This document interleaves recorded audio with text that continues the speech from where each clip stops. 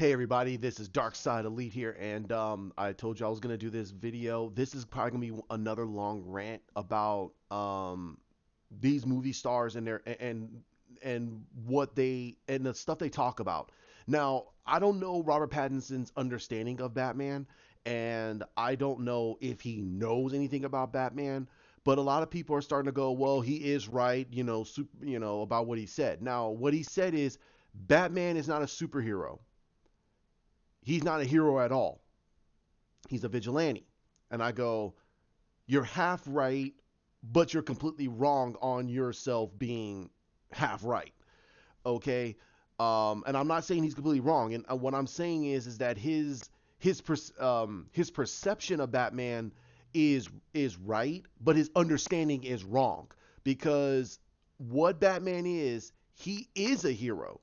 He's not a superhero in the pretense. He's right about that. But the thing is that he is the the the mythos and the mythicism of Batman has been always that he's supposed to be one man that's saving that whole city, and he's doing quite possibly the impossible that one man can be able to achieve.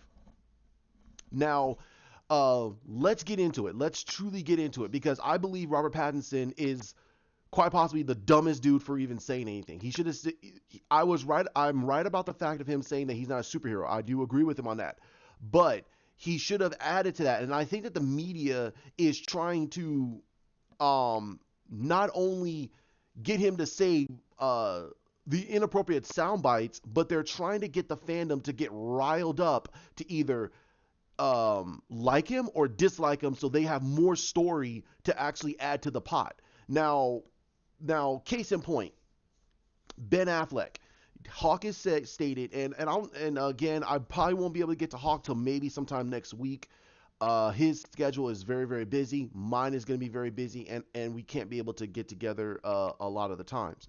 But I hope that when I'm going to text him and let him know that I did a video on the Batman, and that's going to be one of the core things we're going to be talking about in our next podcast about Superman relevancy and Batman being a hero and a superhero, and what do we think of it. And again, it's probably gonna be a rant, and I'm gonna tell him that this is gonna be as long as it needs to be done. We're probably gonna do it under an hour and 40 under 2 hours. We're having probably one of our longest ones. So I hope that all of you can understand and actually just listen to what we're saying and at least get something from it, positive or negative. I mean, you could disagree with us. That's perfectly fine. That is your human right. That is your human right to disagree or agree with us. But we hope that you can understand where we're coming from when with our knowledge of comic books. And we read comic books all the way before Crisis on Infinite Earths, even before Final Crisis, and even before Flashpoint and Rebirth. We read comics for a very, very long time, and we have a great level of understanding about it. Now, we're not intimate on every single detail, but we have a great understanding about what the true concept of the character is. Okay, so let's get to my point about Ben Affleck. Ben Affleck is a complete understanding about Batman. This man is a huge Batman fan. Um, he stated that one of the main reasons why he decided to become Daredevil was because it was the closest he'll ever become being Batman. He felt that as his acting career, where he was at the point of in his career, he would never become Batman. He thought that his because of his roguish charm and his bad boy antics, he would never become Batman. So Daredevil was the closest he was ever going to become. But if you look at that movie and you look at how Ben Affleck came at that role, that was Batman. That was Batman. That was a tortured individual who was angry at the person that killed his father, and he wanted to lash out at every single person who's messing around in his city. That is the hallmark of Batman. That is the hallmark of Daredevil. That is one of the main reasons why Batman and Daredevil are almost two peas in a pod. The only thing is that Daredevil does not have nowhere near Batman's experience in martial arts. Nowhere near it.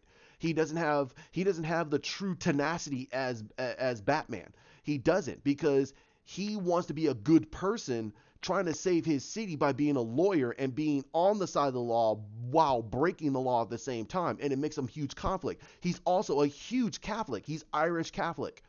Batman doesn't have any of that.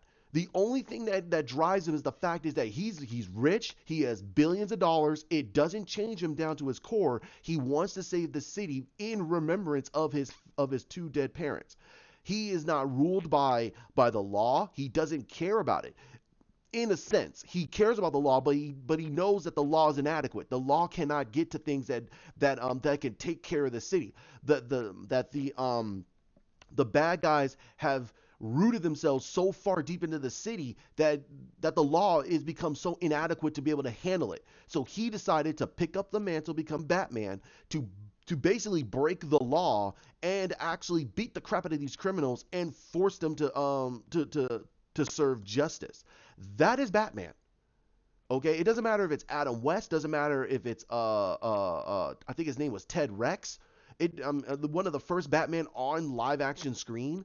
It doesn't matter if it goes back to 1937, 1939, all the way till 1974. It doesn't matter. Batman's hallmark is he beats the crap out of criminals to make them pay so they don't do bad things in his city. And he gives them to the police. He gives them to the police. Now there's sometimes he doesn't do that. And also there are sometimes he will kill because he believes that this is an existential threat that will pose too harsh to the city. It has to go. And that's more the older traditional Batman. That is the reason why I had little to no problem with Ben Affleck's portrayal of Bruce Wayne and Batman. He's tortured, he's broken, he doesn't care. He wants to get rid of the weeds. By his own words, he considers criminals weeds in his city to get to Superman. He didn't care. Didn't care. Now, what Ben Affleck was trying to say, what he was trying to do in his iterations of Batman is he's trying to show to everybody that this is a man. He's a man. He's not a perceptible god. He's not like Superman. He's not like Wonder Woman. He is just one man. He could grow old. Age. He could defeat any criminal he wants, but he can't defeat age. He can't defeat time. He's run down. He's broken mentally and physically. He's using his rage and his training to get through and destroy his enemies his own actions. He didn't care about these. He didn't care about these criminals. They're criminals. He was thinking more like the Punisher. And that's why I applauded what Ben Affleck was trying to say. I applauded what Zack Snyder was trying to do. He's trying to give us a different version of Batman that we all know deep down that this is one point he can easily become. He can become like the Punisher. Easily. There is no one that can stop Batman other than Batman. And in my previous video about Superman, that's why I say Batman is a firm line. He's the line between justice and insanity. And he always leans to the realm of justice. But he can easily, like the Joker did to him, when he killed Robin, it sent him down a spiraling path of insanity. He was ruled by that death. He felt that his war against the Joker broke the city. It broke him. What was he doing? He didn't make the city better. Not as Batman, not as Bruce Wayne. So what did he do? He put the cowl down and became Bruce Wayne. And it was not doing anything. He lost more. Now, we didn't get the backstory of what was going on in Gotham at the time, but you could see even in BVS, the city was run down. The central GCPD building was completely destroyed in their battle before they were even there, where the bat signal was at. It upsets me. It upsets me down to my core that people just don't understand this character. You can hold on to the Kevin Conroy version or the Jason O'Mara version. That's perfectly fine. You can hold on to almost every other iteration of Batman. That's perfectly fine. But this version of Batman is built off of the Frank Miller Dark Knight Batman. And that's the reasoning why it worked. You needed a broken Batman to show to Superman how far a hero would fall. And that's why it worked to BVS, because if Superman did not sacrifice himself, it wouldn't do anything between him and Batman. But his death is what awoke him. It's what made him back into the hero he was meant to be. Because he decided and he knew, holy crap, all this was my fault. We lost our greatest hero. A man who was just trying to do the right thing. And for Robert Pattinson to come out of nowhere and get his words twisted. Now, I don't know what his full words were, but I don't even know. I got to hear the whole interview. I don't want to read the interview. I want to hear his interview with this person. Because they could have twisted his words in the writing. I don't trust the media when it comes down to these type of statements. They're trying to start flame wars. And you got people on Twitter and even Facebook who are sitting there saying, well, yeah, Robert Pattinson is right. He doesn't have superpowers. So what? Spider-Man has superpowers, and he's not considered a true A-listed hero. His power set is A-listed. His power set is an A-listed hero, but he is labeled as a B-listed hero because he's more of a crime fighter. He's a friendly neighborhood Spider-Man. He fights purse snatchers and bank robbers and robbers and such like that. He doesn't go against the atypical supervillain all the time. It's what makes the stories very interesting when he goes against, his rogues. But the one of the greatest stories about Batman is literally when his humanity is tested. Not against the Joker or Mr. Freeze or Poison Ivy or hell, even against Two-Face or Penguin. But the best stories of Batman is when a little boy is in a situation and his parents are fighting. His dad is a drunkard. His mother is a beater. He and his parents are having a fight, and he basically pulls out the gun and holds it to his parents, and he's about to pull the trigger. And Batman shows up and literally puts himself in his parents' way and says, no, don't do this. Those are great stories of Batman. DC's built their stories and their heroes it's gods being people. Marvel is the reverse. People being gods. I said this in 3 or 4 of my videos. Iron Man is trying to become a techno god. That all technology is ruled by Tony Stark. Captain America, the symbol of true liberty and justice. Thor, a living god. So, I mean, I don't understand. I don't understand. Batman doesn't need to have superpowers to be considered himself a superhero. The definition of a superhero, yes, it's supposed to have superpowers. However, it's supposed to do the impossible. And that's what Batman does. He has intellect, he has wisdom, he has guile. And that's what makes him one of the most dangerous people in all of DC. Lex is by far smarter than Batman. Raw intelligence. Yes, the Riddler is by far smarter than Batman. Raw intelligence. There are people who are smarter than Batman. But what makes everyone so deathly afraid of Batman is he's clever and he thinks outside the box. Because the one thing that makes Batman dangerous is the fact that he understands the human psyche. He's a detective. He's a master of criminology. Out of every detective in all of DC, Batman is labeled number 2. He is the greatest detective in the world. The only other person that's better than him is Detective Chimp. And that's because he has super intelligence. Some people say, oh, well, what about John Constantine? John Constantine is nowhere near the detective as Batman. And also, he's a master of the occult. He's a warlock. He's not a detective at all. There are detectives that you probably would have heard of who go to Batman for help if they can't figure out something. And Batman gives them one little piece of understanding and they go, oh my God, and they go back. They go back to what they were doing. It baffles my mind. Again, I'm not saying that Robert Pattinson is wrong. Yes, he doesn't have superpowers, but the thing about Batman is he proves the impossible. Is why if you go back to even the animated series, the whole thing with the world's finest episode, Lex thought Joker was a lunatic and an idiot. He couldn't even beat Batman. Joker looked at him and said, "Dude, there is way more. There is nothing mere about Batmortal. There's nothing mere about him. He's not a mere man. If he was a mere man, I would kill him." To Joker, Lex is a mere man. He is.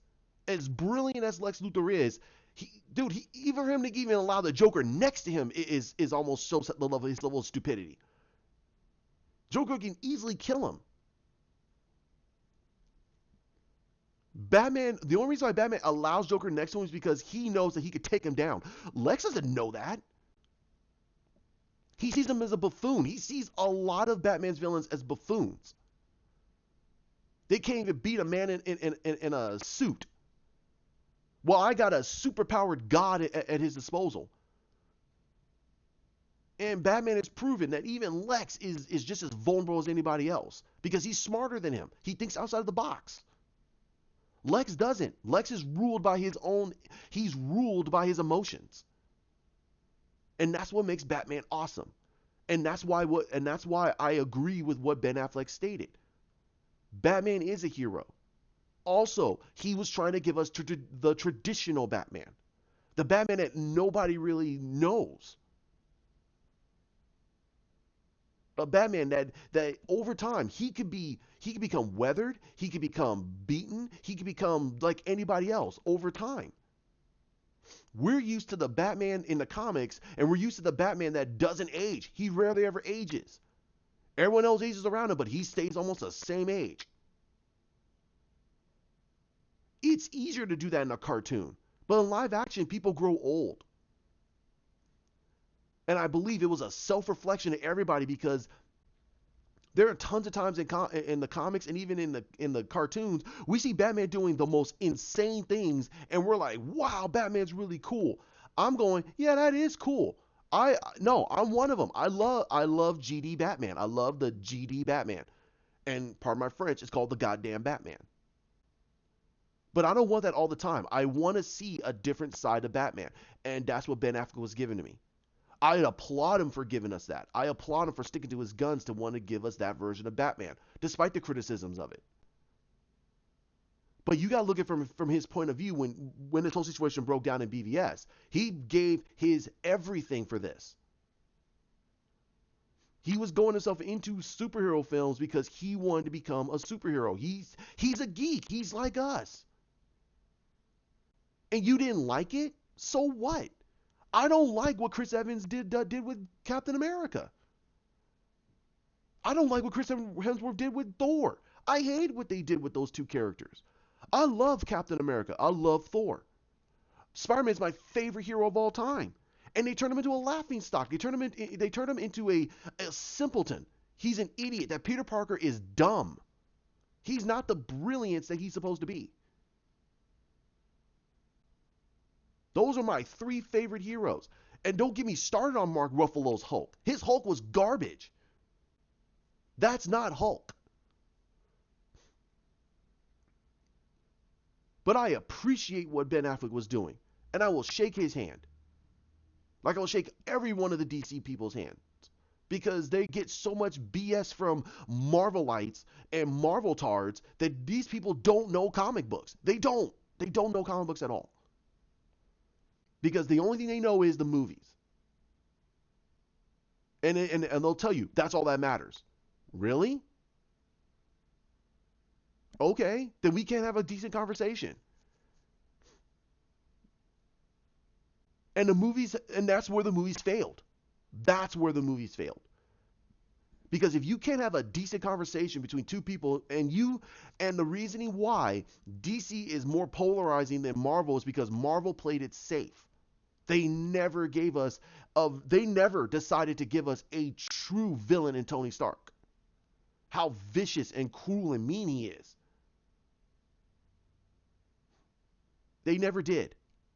But they were willing to give us a Batman that's willing to kill, break his rules, develop new rules. That's I applaud that. Everyone's talking about, oh, I wanted world's finest. What? Why? You got that in animated form. You got that. But it won't make sense into this story.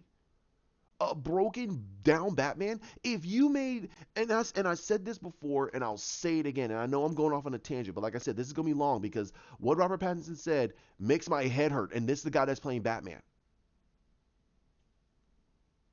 You cannot give us a younger version of Batman. You can't. And the reasoning why is Batman is secluded, he's stoic, he's very silent, and he's not an open person.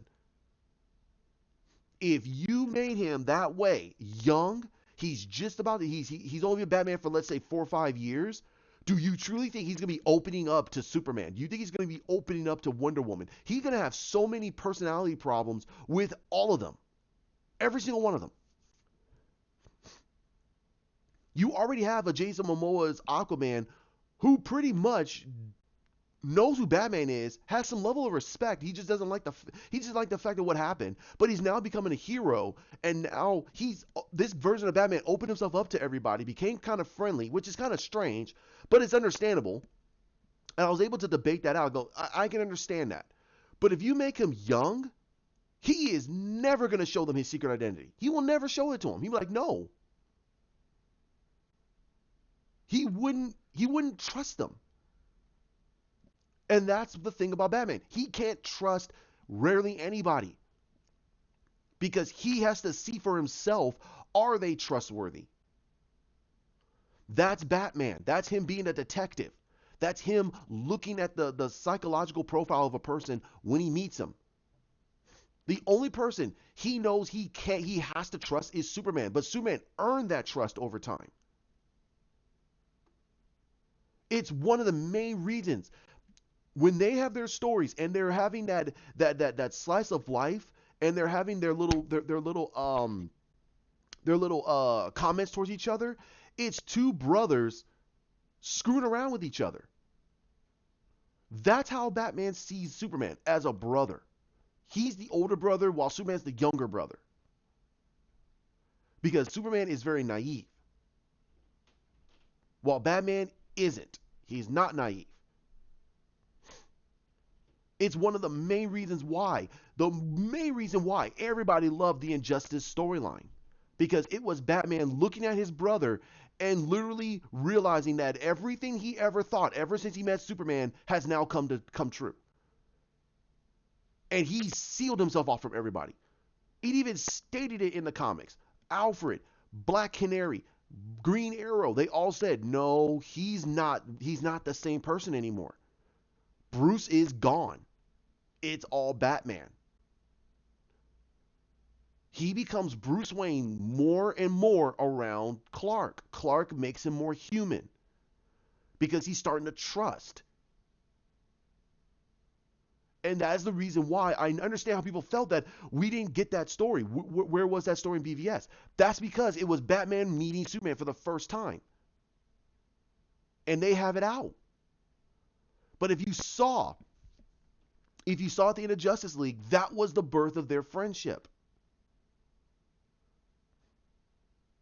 Because it was an apology. He says, no, I'm fixing a debt. I'm repaying a debt.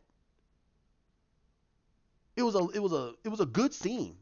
That's one of the scenes I do applaud Joss Whedon for. That's something those are the things that we were gonna get over time in the Justice League movie, because that's what Ben Affleck's Batman was leading to becoming that Batman we all know.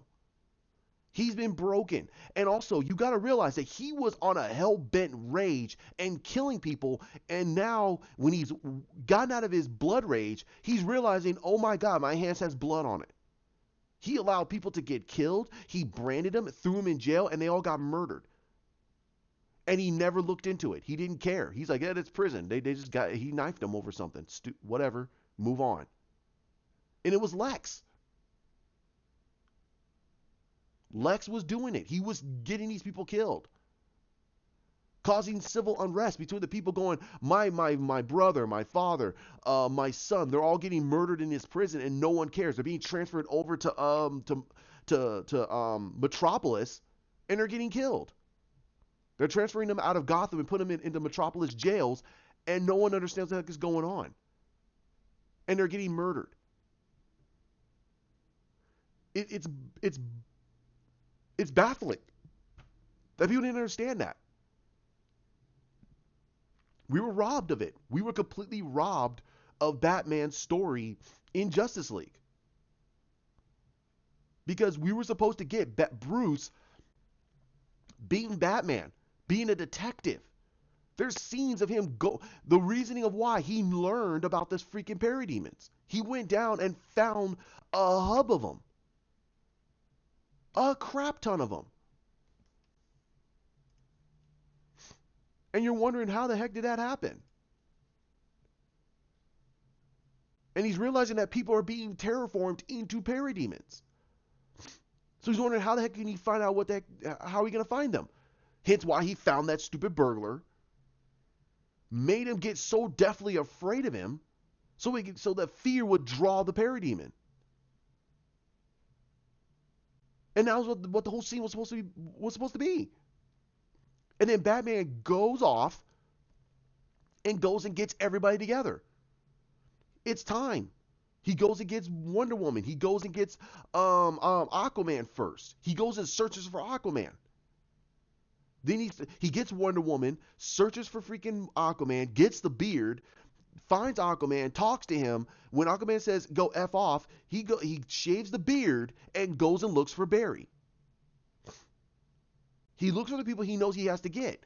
Hence why he went to freaking Wonder Woman and told Wonder Woman, I tried to get him. She's like, that was the scene. That was the scene we were missing. The yes, or definitely no. Yeah, it's definitely no. And she's like, okay, well.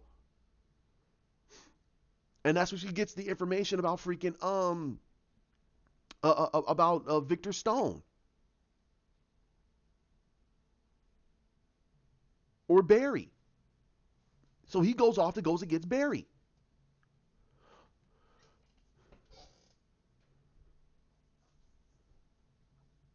The movie is still kind of muddled, but he gathers them up close, and then he reveals the fact that he wants to bring back Superman. And Superman comes back, but then they have to deal with Steppenwolf. They go and have to deal with the whole situation with Steppenwolf. There's a lot missing in this movie.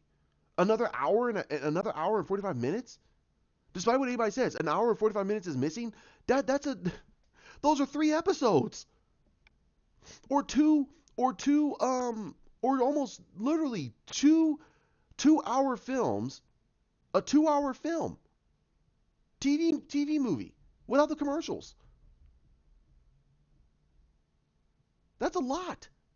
And we're muddled on this. There's scenes in there that are supposed to tell us that Bruce is only bringing this team together and bring back Superman because he wants to be done. He doesn't want to be Batman anymore. He's done. The whole scene where he's talking to Diana, that's him revealing he doesn't want to be Batman anymore. He's done. He has perverted his creation. He doesn't know who he is anymore. He's not Batman anymore. He turned Batman into a murderer. He can't go out there and be in that cowl anymore. He feels it's not right. There are literal scenes of him sitting there as his hands is shaking and Diana's watching this. And he says, I killed those people. He's horrified over it. And they have a longer talk about the fact of, that things happen Wasn't it you that said that, we killed this and this and, we have time to groom and grow? She basically, hopefully, she basically tells him the same thing he told her at the end of BVS. Men kill, but we have room to grow. And that's where the line could come in. Zack Snyder does parallels. He does massive levels of parallels. He makes you go, oh, that makes sense because it was already revealed to us. And that's the reason why Batman decided to make a brand new suit. And he went out there for the final time to be Batman again.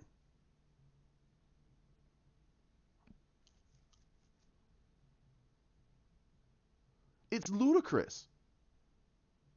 That's Ben Affleck's Batman. Now, we don't know what Robert Pattinson's Batman is going to be. We don't know what Matt Reeves is going to be doing with this version of Batman. We don't know what the Batsuit's going to look like. I think it's going to look horrific because the actor does not look like Bruce Wayne. He doesn't, to me, he does not look like Bruce Wayne. He doesn't have the long stare. His eyes bug out too easily. He doesn't look cold. He doesn't look like he's stoic. He doesn't have that look.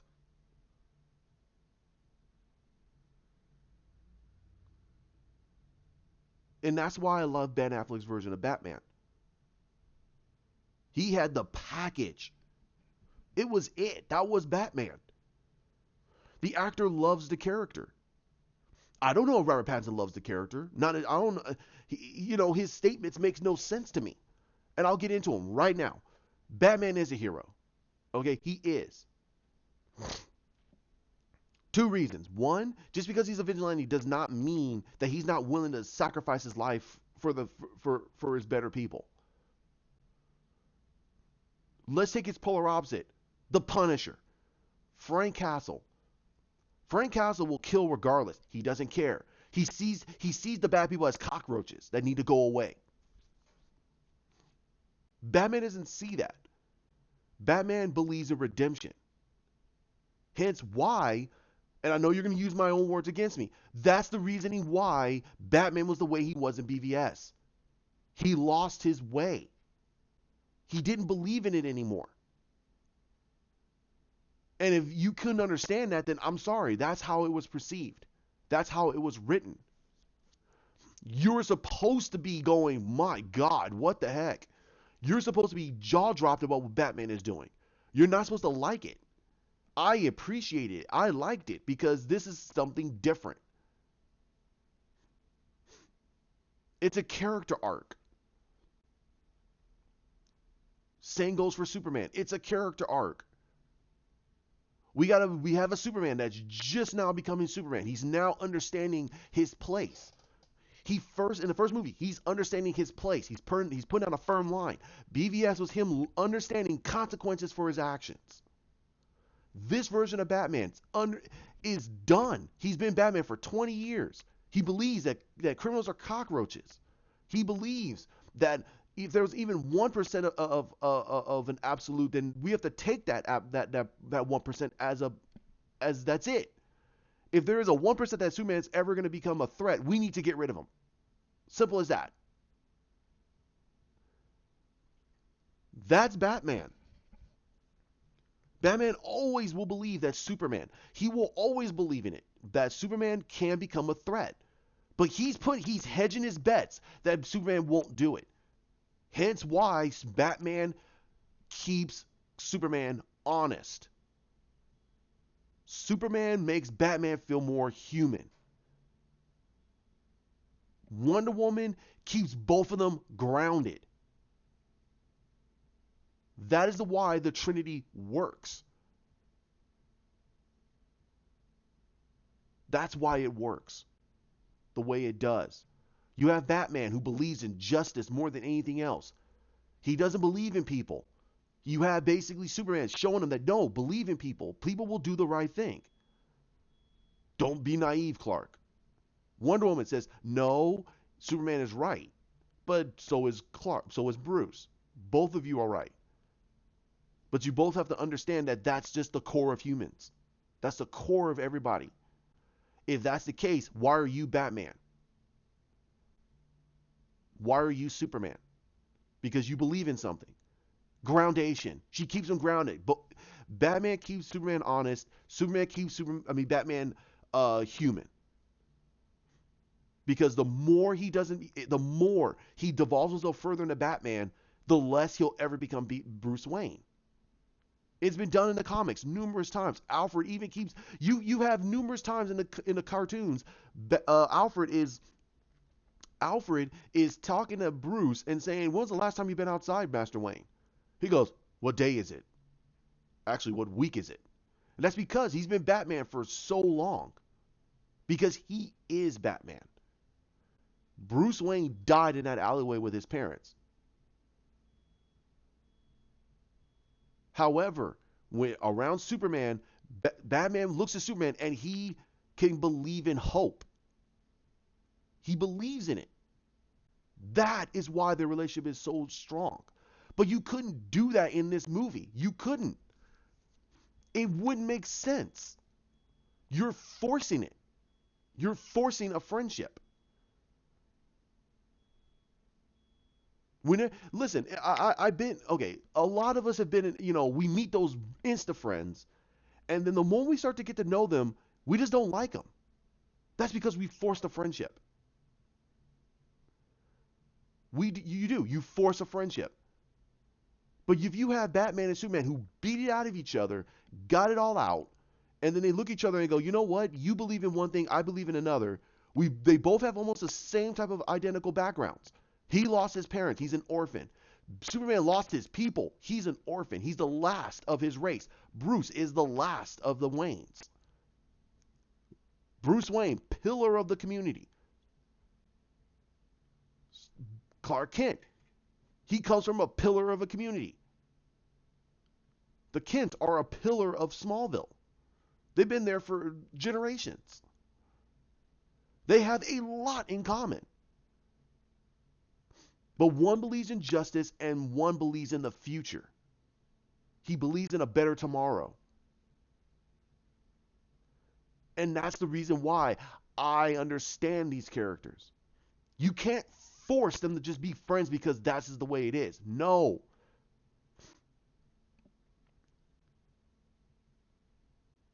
Case in point, look at the Tony Stark Captain America relationship. The first time they team up, the first thing out both their mouths is, what makes you're not the guy that's gonna give the sacrifice. You're not the guy that's willing to lay his life on the line for others. And you have Tony rebuttal with, everything that makes you who you are came out of a bottle. And then people show the parallels. Tony making the sacrifice, doing the snap, killing himself, saving all of reality. Captain America able to lift Thor's hammer, proving each other wrong. But that's 20 freaking that is 20 freaking movies of built. While you have their first few movies, they're at each other's faces. Also, Captain America was put as the leader of the team. And every single time he throws in, nope, he's the leader. I'm just a financier. I have the money. He's the leader of the team. In a way, that's kind of a backhanded statement.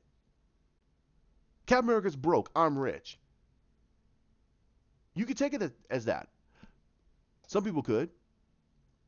But that's the reasoning why you don't force the relationship. Because in Civil War, it made no sense why the two of them were going after each other. It made no sense.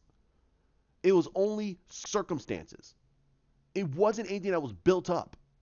They just fought because out of circumstance, Captain America was in his way from having him kill Bucky. That was it. Nothing about that fight was actually building up. While in BVS, you had it built up. It was built up in the whole movie. Batman got to the point when the Senate building blew up, he was done. You had it. In the very beginning of the movie, he watched all of his people die. All of the people that worked for him died in that building because of Superman and Zod's fight. And Batman is not a trusting person. I don't understand where people get this from. He's not a trusting person. The moment Superman shows up, you think he's gonna trust him? No, he's gonna be like, no. Why are we gonna? No, no, no.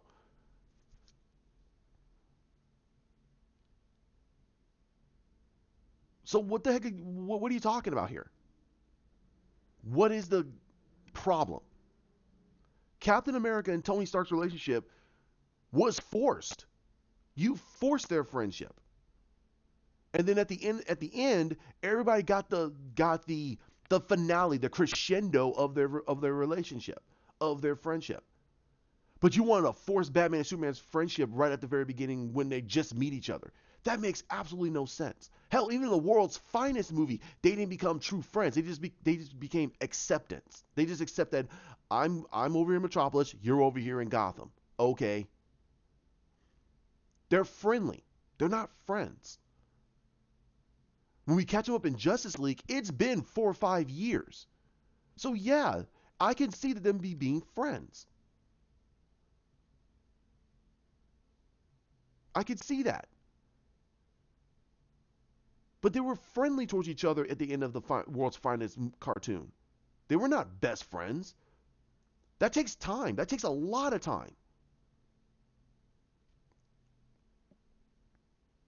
So everyone's got to realize something. You cannot force a friendship, or it's doomed. It is doomed. It is doomed. And Batman and Superman's relationship is a slow burn. You cannot force their friendship. It will make no sense. Same goes for Batman and Diana. You cannot force the two of them together. You cannot force Superman and Wonder Woman together just because he's powerful and she's powerful and this and no, it doesn't make it. It will not make a lot of sense because who are they? What are their core? What are their core personalities? Not their values, their personalities.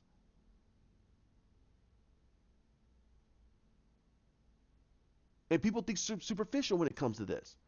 That is the reasoning why it worked in BVS. Now let's get to now. I'm sorry, I went on a weird tirade, but let's talk about him not being a hero. Robert Pattinson is wrong. He's wrong. Superhero, he's semi right. But the thing about Batman is he always proves the impossible. He fights against Killer Croc, a monster, a being that's like over 12 feet tall and has the strength of a crocodile, snapping jaws that can bite through metal, and Batman beats him up because he tries to outsmart it, not overpower it, outsmart him. Mr. Freeze, who's brilliant, a brilliant man, very powerful, who's a walking Iceman, who can physically touch somebody and freeze them down below zero. Insta freeze. Worse than Captain Cold's gun. And guess what? Batman beats him. Poison Ivy. Pamela Isley is a very brilliant botanist. She's brilliant. She is quite possibly, next to Victor Freeze, the most powerful of Batman's rogues. She is Mother Earth itself. She can plant herself into the ground and grow whatever the heck she wants.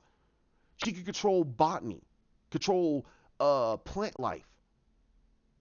She is by far immortal. She is immortal. And Batman beats her. He proves the impossible all the time with cleverness. He thinks outside the box. The Riddler, quite possibly the most intelligent out of all of Batman's rogues. The most intelligent. In raw intelligence. The man thinks 15 steps ahead of everything. But he has a compulsion for riddles. He always tells a riddle. If he wants you to know his plan, he tells you it in a riddle. That's how Batman figures it out. It's a riddle. He cannot help it. He has to tell you riddles so you can understand what his plan is. That's how Batman beats him. He proves the impossible. If you put Lex or I'm sorry, if you put any other superhero versus Batman's rogues, they would have a problem. A problem.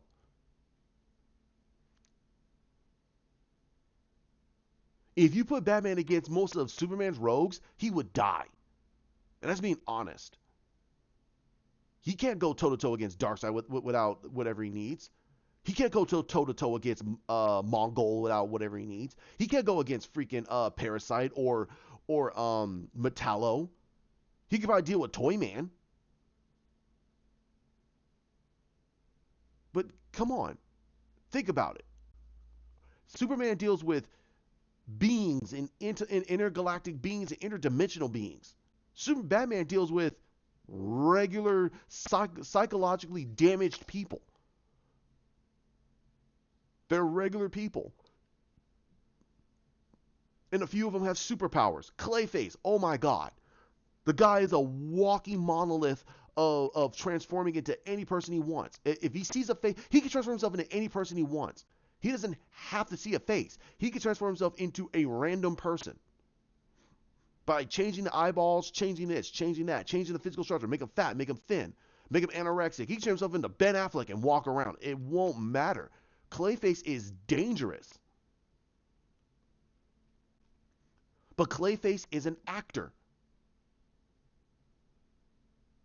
And you could tell if a person's acting or they're acting sincere.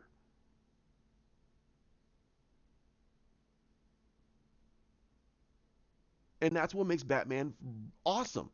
He figures it out. He's a brain. He has the perfect mind for the perfect body. That's what that's what he's supposed to be. An Adonis. That's what he's supposed to be. A walking Adonis. With the brain to match the brawn. So yes, he's not a superhero, but he proves the impossible. Proves the impossible. So in ways, yes, he is a superhero.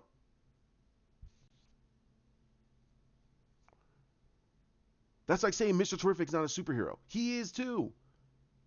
He is the most intelligent person in all of DC. The most intelligent. Raw intelligence. He can build whatever the heck he wants. But he doesn't have superpowers. He's just a decathlete. He has Olympic level decathlete body. The man could do all types of athletics. Black Lightning. He's a social justice. He's a social justice warrior. Not in the term of, in the negative term, but more in the positive term. Because he runs a school. He believes in the kids that he's helping.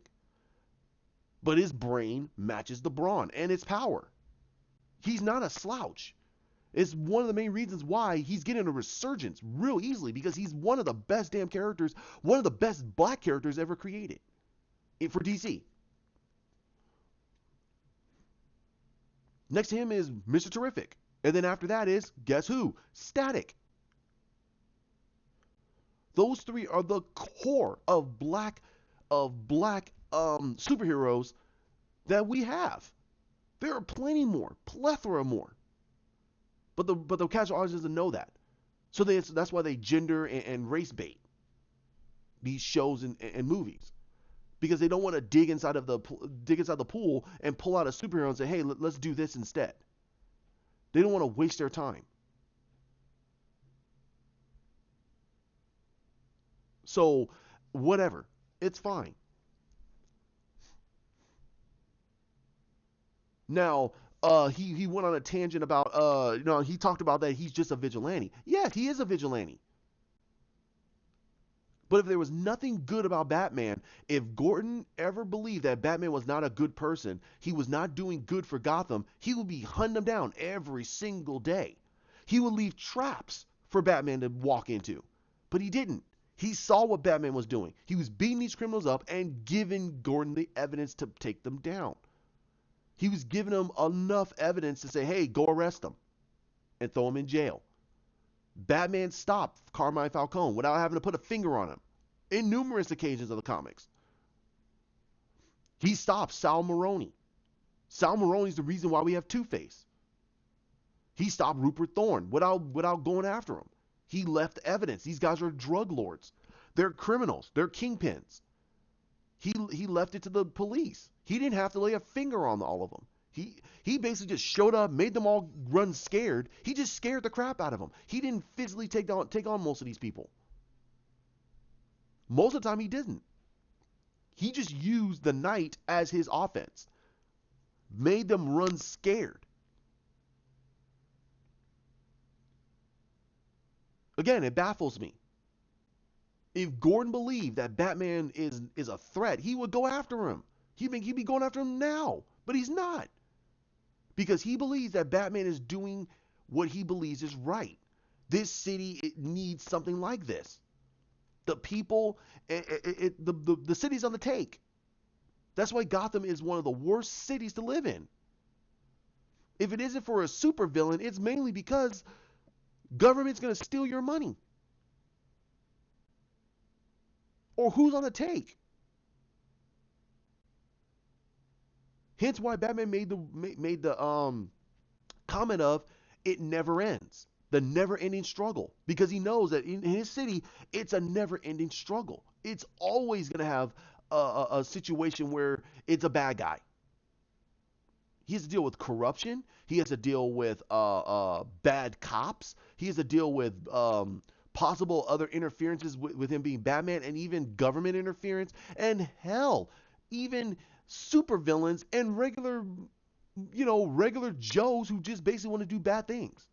Hence why he's the firm line. He's the firm line between justice and insanity. He doesn't want his city to go down into a pit of despair and insanity. He wants it to be firm. He wants it to be the way it was during the golden age of Gotham. During the age when his parents were young. When Thomas Wayne was a budding doctor. When his mother was a socialite. The city was running very, very well. The death of the Waynes is what sparked the destruction of Gotham City. Every single version of Gotham. From Gotham, the TV show Gotham, The Dark Knight, Batman v Superman, even in the cartoons, everywhere. The death of the Waynes is what sparked the destruction of Gotham City. And Bruce is doing everything he possibly can as a man to save his city. He's willing to make the sacrifice. Hence why he can never have a person in his life. He's devoted to be Batman.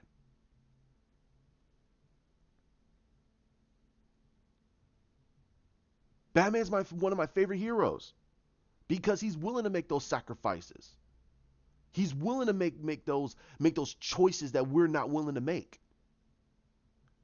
For the good, not for the bad. For the eventual good. Some people think it's extreme, but that's just the way it has to be done. Because he thinks steps ahead. He plays Go while you're playing checkers. And in some occasions, he's playing Go while you're playing chess. And if you want to understand what Go is a Chinese game that's like chess. It's one of the most complicated games ever created. The Riddler even used it at one point, and Batman beat him.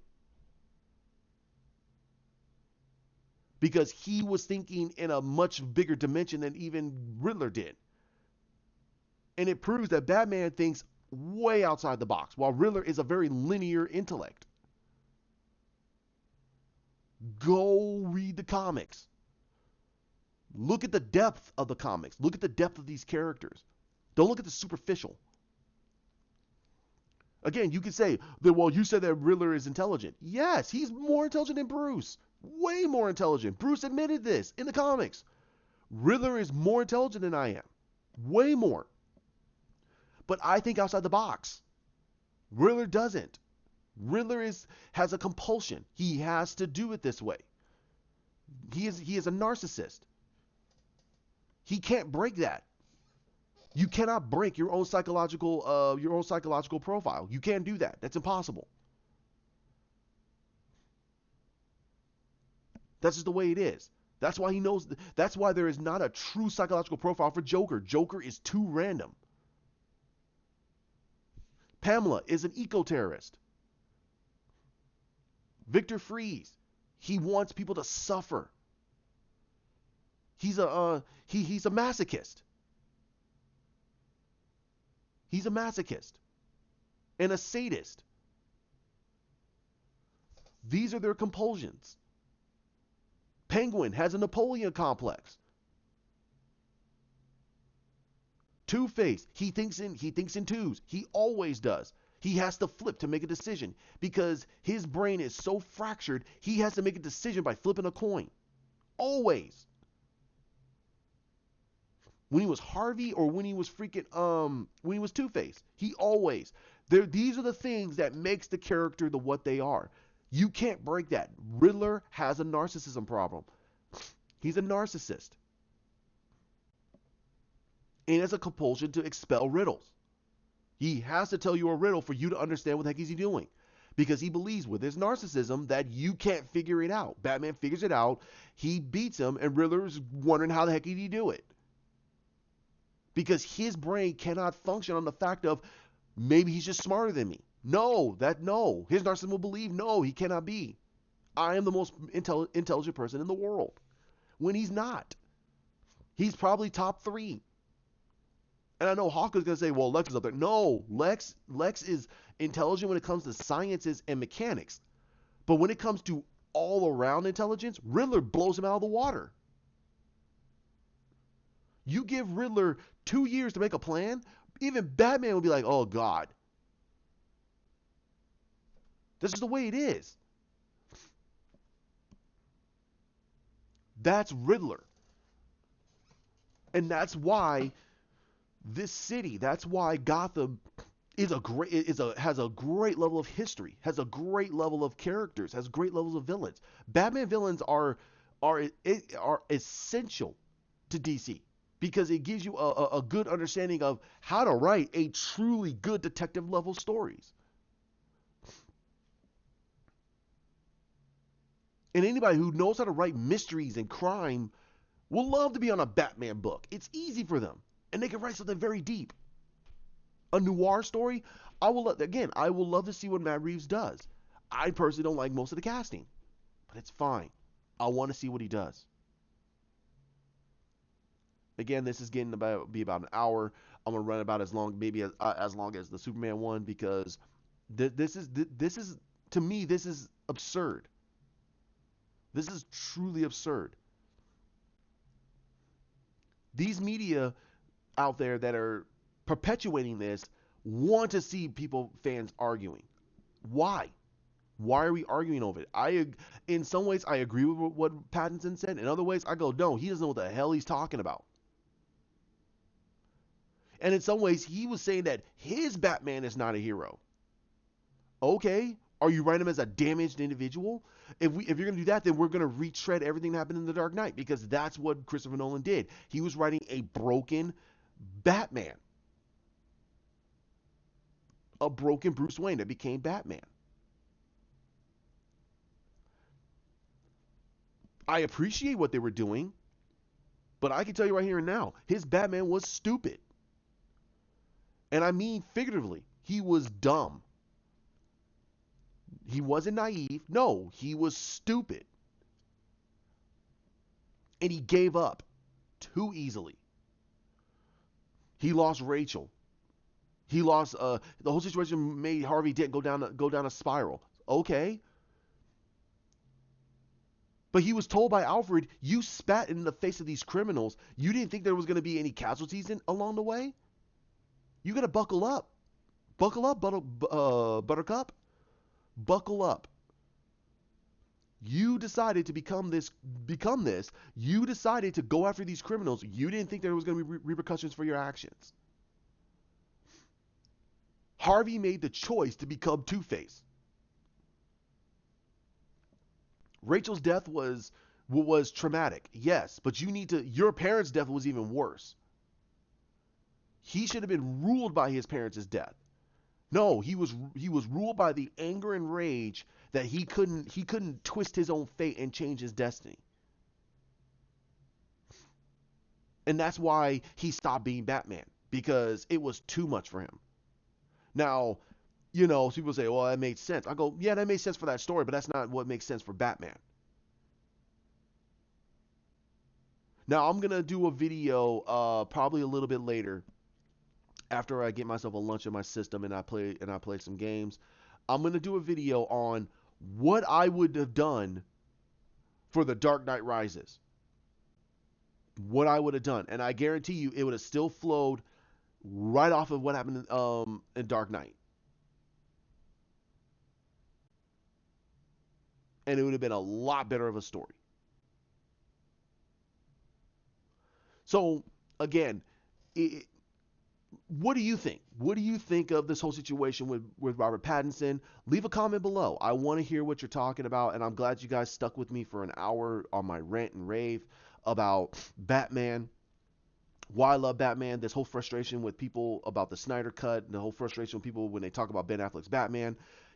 Listen, Ben Affleck did everything he possibly could with this character. He wrote this character very, very well. There's a lot of depth with his version of Batman, but no one wanted to see it. They saw the superficial story of he's just a murderer and didn't sense that, wait a minute, there's a lot going on there, and I want to see more. And you got Kevin Smith in there saying, oh, they had Batman all killy. Get the hell out of here. Get out of here, man. You wrote Green Arrow as almost a murderer. He was shooting arrows into people. He wrote Longbow Hunters. He wrote a lot of Green Arrow stories and even Daredevil stories where they were almost at the point of being a murderer. But he didn't cross that line. But this Batman crossed that line. And you got to appreciate that. That they're willing to give us something different and build off the story. And now he jumped on the bandwagon saying, hey, you know what? I kind of, we got robbed. We got this. We got that. Yeah, where the hell were you when your best friend was getting reamed by everybody? Where were you? Where were you fighting? He wasn't fighting. He was playing that game because he wanted those easy press passes. I'm calling a spade a spade. Kevin Smith was an idiot. He should have stood behind Ben Affleck and his decision, and he should have stood behind Zack Snyder and said, hey, we're not getting the full story. Let's see what the full story is first. These are arcs. Just because Zack Snyder didn't come out and say, yeah, I'm trying to make a 5-movie arc, he never stated that until way later, that there was supposed to be 5 movies. Other people were saying, no, there was 5 movies at stake. But you should have saw it as a moviegoer that, oh, wait a minute, he's building a whole arc off of this. Okay, let's see what he does at the end first. But it goes back to what I said about Superman, that repetitiveness. We're so used to seeing every individual movie as its own solo movie. No, we need to see this as arcs. That he was building it up, building it up, building it up. How did this pay off? Did he tie off these loose ends? And I'm gonna say right now, Marvel didn't. Marvel made more questions out of their whole Infinity Saga than anything I've ever seen in my life, and I don't want to get into that. And we got robbed of a huge levels of story for Batman, Superman, and Wonder Woman. Their arcs got completely derailed because of fans. And now you got Robert Pattinson, you got all these other actors coming out talking about that, oh yeah, the fans don't know this or the fans don't know that. Are you kidding me? The directors are fans. Don't insult fans. Don't insult them. You are an actor. Your job is to portray the character and stand behind the decision. I will have more respect if people stood behind their decisions. Again, I don't have to like a person. I can respect them. Double down. Stand behind it. Christopher Nolan stood behind his whole product of The Dark Knight, Batman Begins, and The Dark Knight Rises. Dark Knight Rises was absolute trash in my personal opinion. That made no sense to Batman. Made no sense to Bane. Made no sense to almost the whole arc. But that's not what this is about. This is about what Robert Pattinson said, and I disagree with a good amount of it. He doesn't know Batman. And I think that a lot of this is starting off from the media trying to twist what he's saying and trying to get the fans riled up. Or he could be right. He could be right. It could be what he said. He could believe that. That's fine too. I think he's a complete idiot. Batman is a hero. He's not a superhero per se, but he does the impossible. In a way, that's a superhero. Hell, when a firefighter goes into a burning building and it collapses behind him and he finds another way out, proving the impossible when they said, hey, well, there was no way out, he gets out. He's a superhero. When a police officer is trying to save a little kid from getting pinned inside of a car and he lifts that car about 2 inches off the ground and the person was able to get that kid out of there, he's a superhero. You prove the impossible. You are a superhero. Sorry. Too bad, so sad. So Robert Pattinson knows what the hell he's talking about. He's not the archetype superhero. No, he doesn't have superpowers, but he proves the impossible. That's Batman. Through guile, training, and planning, and being prepared. So screw that whole situation. All right, so like, comment, share, subscribe down below. This is one of my other videos I'll have out. Like I said, I'm gonna relax a little bit. I'm gonna make myself a quick lunch, and I'm gonna go off play some games, and then I'm gonna come back and I will go off about what I would do, what I would have done with The Dark Knight Rises, how I would have told that story, and all I can tell you is this: I never would have done Bane. I never would have done Talia al Ghul. That whole story should have ended in Batman Begins. My players would be Batman, Alfred, Gordon, introduce Dick Grayson. You do the Penguin, Sal Maroni, and the Mad Hatter. No Catwoman. You introduce Selena Kyle, but you don't introduce Catwoman. And that's how I would do it. Those are the main players. And the Dick Grayson I would introduce is a Dick Grayson around the age of 10. He's not older. And I will push the boundaries. I will get a kid that's literally 10 years old. No, he's about 12 years old, looks 10, but he's 12. And this kid is a martial artist. So he knows how to fight. This kid can fight. So the fight sequences will be perfectly fine.